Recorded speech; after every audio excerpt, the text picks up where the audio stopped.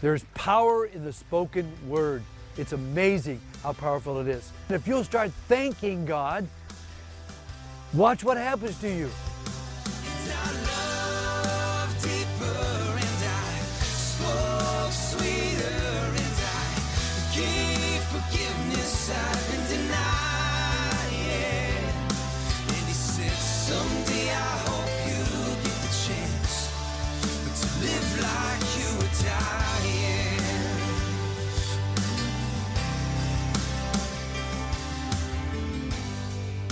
You know, one time I was driving the car with my son, Greg. He was about 12 years old, and I turned to him and said, you know what's great about having your own kids, Greg?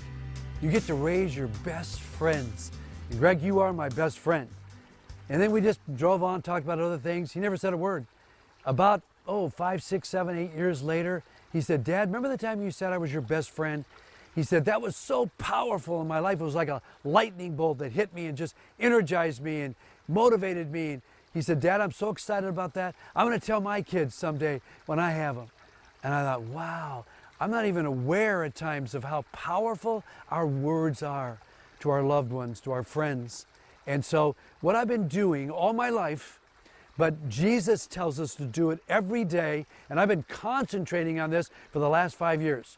Jesus says that out of our heart comes our thoughts, words, and actions.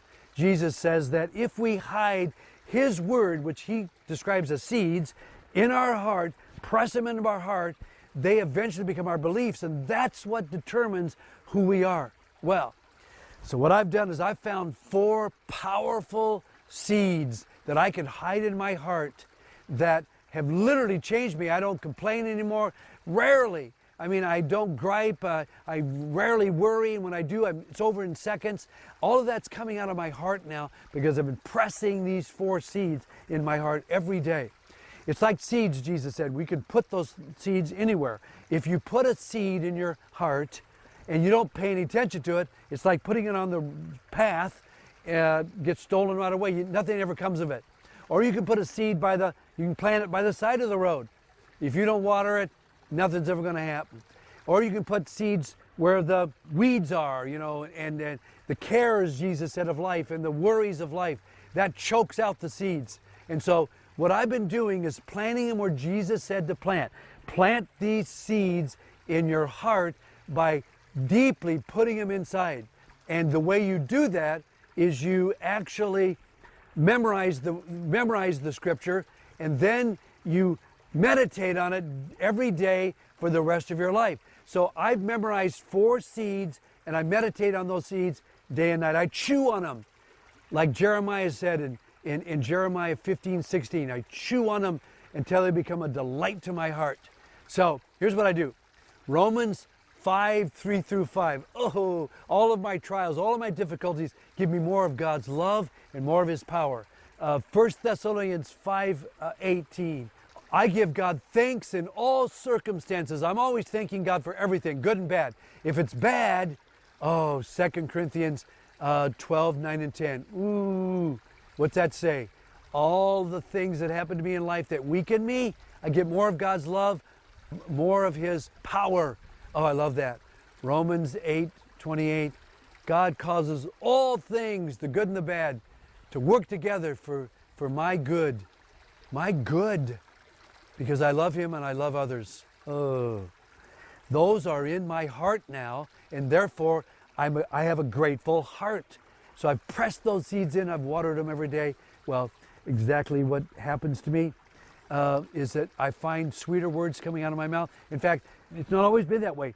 Years ago, when my son Michael was about 14 or 15, my daughter, his older sister, Carrie, came to me one day and said, Dad, I know you love us, I know we love you, but you don't realize how often you pick on Michael. You're always criticizing him. Pick. And she said, Dad, what you're like is that Michael is a captive audience. All the doors are locked in an auditorium, and there's other people in there, but you're criticizing the whole group. And you're always telling them they aren't listening well enough, they aren't doing what you're saying. And he's captive, Dad, he can't get away. That drains his energy. In fact, recently, Dad, he told me that he doesn't even enjoy being around you anymore because you're so discouraging. I went, that's not what I want. So I met with Michael and I said, Michael, do I actually do what Carrie said? He said, Dad, you really do. I said, have you heard enough criticism from me, Mike? He said, Dad, I've had enough criticism to last my entire life. And I don't know if I should tell you this, but I actually started paying him like $5 every time I criticized him. And I realized I'm going to go broke if I don't stop this, which that added to my motivation to stop criticizing. I want the words out of my mouth to be motivational. Oh, I love that. Carrie, my same daughter, after I had my surgery for my kidney transplant, she left her husband and 2 kids to be with me for 2 weeks. And I was so critical and griping because I was fearful of the side effects of the meds and stuff like that. And she came to me one day, about 4 or 5 days, and she said, Dad, I left my family to take care of you, but all your words are so discouraging. I'm not enjoying this, Dad. In fact, one more criticism from you, I'm packing up, I'm going home. I don't need this, Dad. And she says, all I want to hear from you is please and thank you. And so that impacted me. I went back to reviewing those 4 verses. I want them strong in my heart. And so that was it for me. I didn't criticize her again, didn't gripe again. I work on this every day. I have to say to you that the most powerful example that I know of the power of words, the sweet words that can proceed out of our mouth, my own pastor, his first name is Ted. He's like 33 now, but like 6, 7 years ago, he was fired from a church not far from our little city. And one day I just had the privilege of meeting him, and I was in a restaurant, and he was giving me his woe is me story. I'm so discouraged. I'm going to get out of the ministry. I can't take this kind of stuff. It's horrible to be in a church.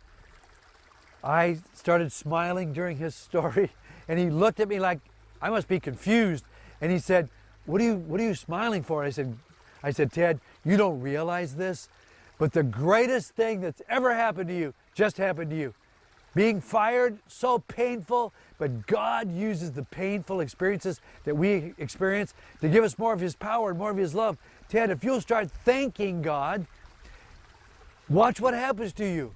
He was so confused initially, but he will tell you today, because he speaks all over the country. It's amazing the power of this young man. He gives this same message to other pastors that are going through discouraging things and other people that have discouraging things in their life. There's power in the spoken word. It's amazing how powerful it is. So I watched him. You ought to see him today. His church is huge. I mean, compared to our little city, it's like 1,500 people. He speaks all over the country. I'm so encouraged with him. And he'll point today back to that breakfast we had. And so I'm just amazed. What I'd like to encourage you right now as a small group, I'd love to challenge you. For each one of you, take a piece of paper out, write down the names of 4 or 5 people in your life who need sweeter words from you, who need blessing from you, encouraging words. And then as a group, pray for each other. Start helping each other figure out, what does that person need to hear? What does your mate need to hear? What do your kids need to hear? What do your friends? What's your pastor need to hear from you?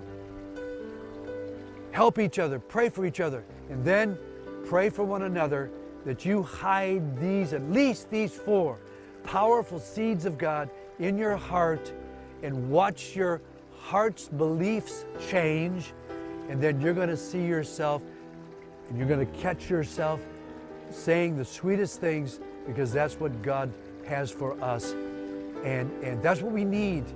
I just want to bless you and thank you for working together. We only have 30 days left. Let's start today. Bless you.